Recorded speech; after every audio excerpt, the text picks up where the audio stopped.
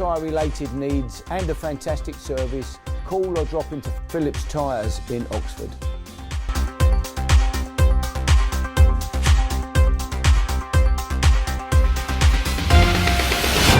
The one thing that has been very popular over the last, I'm going to say year, even with the lockdowns, is side-by-side guns.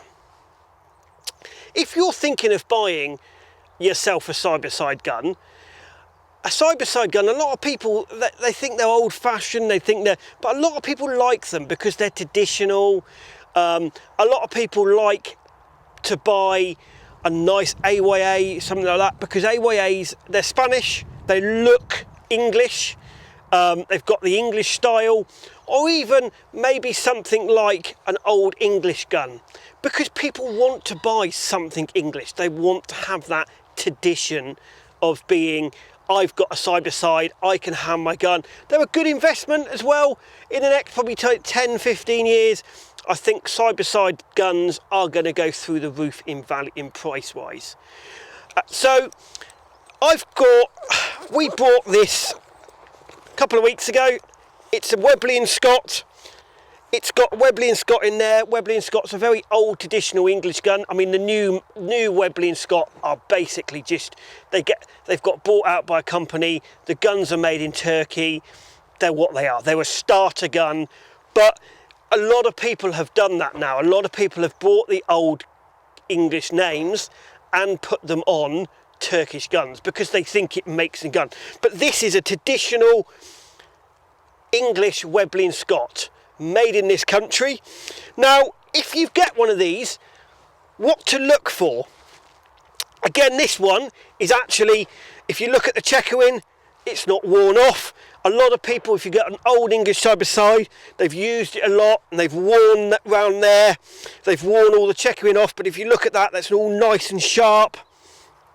The stock, again, any marks, look for it, any marks there, anything that's on there. If you look all around the head, all around where the metal and the wood takes, look for cracks. So see if you've got any little cracks in there.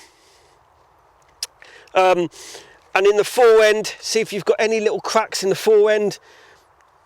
And it's all the little things that you're going to pick up when you look at buying a nice side-by-side. Because this gun has been around for years and years and years. It's been through probably a lot of people's hands. And it's worth just having a look at those little things. Barrels, again, this is potentially, it might, I mean, this hasn't been reblued, but a lot of the old English guns have been reblued. And sometimes the bluing isn't particularly good on it. I mean, I don't actually like rebluing guns. If you look after them, you don't actually need to reblue them. This one is absolutely nice, really mint, got no problems with it at all. Look at the action and see if you've got any marks in there. I mean, this is very clean. But it's all those little things that you look at when you're looking at buying a nice side-by-side.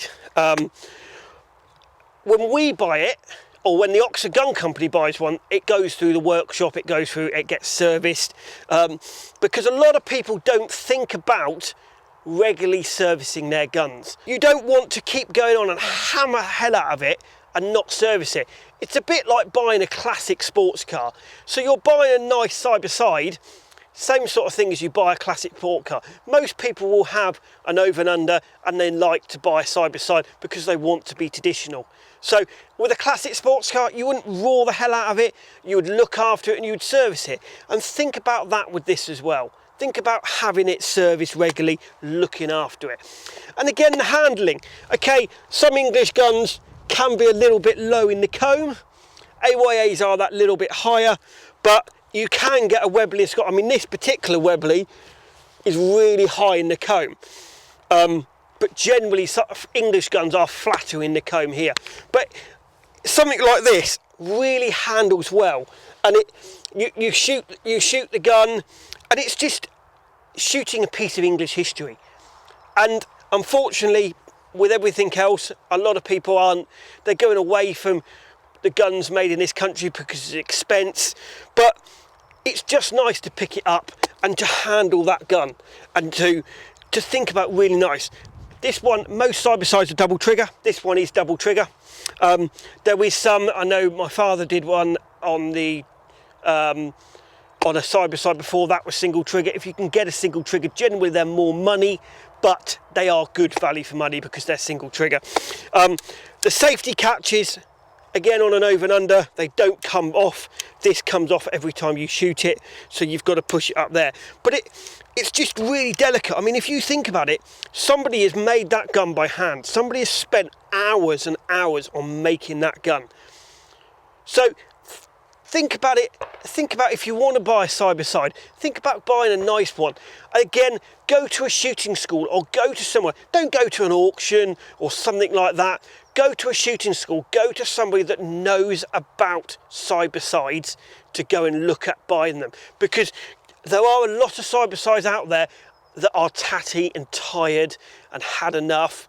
So think about what you're buying, think about where you're buying it from, and think about what to look for when you buy it. Again, something else to look at, this one's still got its original colouring on there. A lot of them do, all the colouring wears off. The black there is still on there, so it still looks really, really new. You can re-black all that, but this one is actually quite rare and it's got all its original colouring on it. And that's, again, makes the gun worth more money. Again, if it's cased, some guns we come in, I mean, a lot of guns, the cases get sold off because the old English cases are worth money themselves and they get sold off separately. But if you've got a gun and you've got a nice English case for it to fit in, whether it's the original one or whether it's just one that we found, we do try and find cases and put with the guns as well.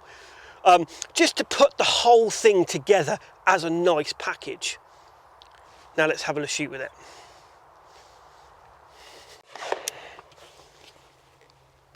Pull.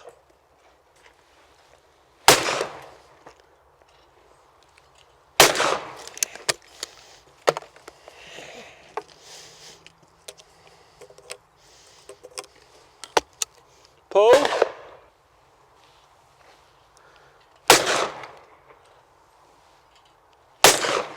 Have a lesson with one and see what they actually are, see how they shoot, because you can pick something like this up or an AYA or something like that and they're just a really nice handling gun. Okay, they wave around, they're a little bit light, but that's the way people wanted them in those days. When they were game shooting, they don't want to have a real big heavy gun to walk around. And if you've got some money and you want to have an investment, get yourself something like this. You don't want to get it and then go out and shoot it every day and thousands of shells through it, but it's just a nice investment. So if you've got some money sort of that you've stashed away and it's not worth anything in the bank, treat yourself to something like this. It's a good investment.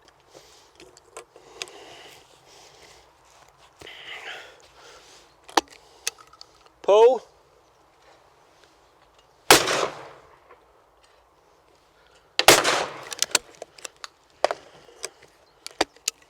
Pull.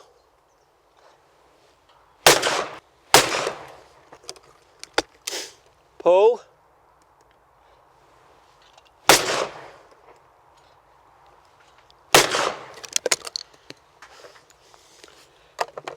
So if you've got any questions about side-by-sides or what to look for in a side-by-side, I've gone through the little basic ones, what you're looking for when you buy a side-by-side.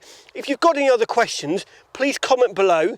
Think about treating yourself to a nice side-by-side. I hope you've enjoyed this programme.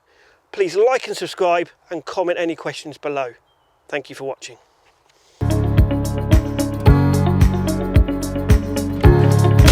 Share to your friends, and it's all there to try and encourage you to get into shooting this great sport.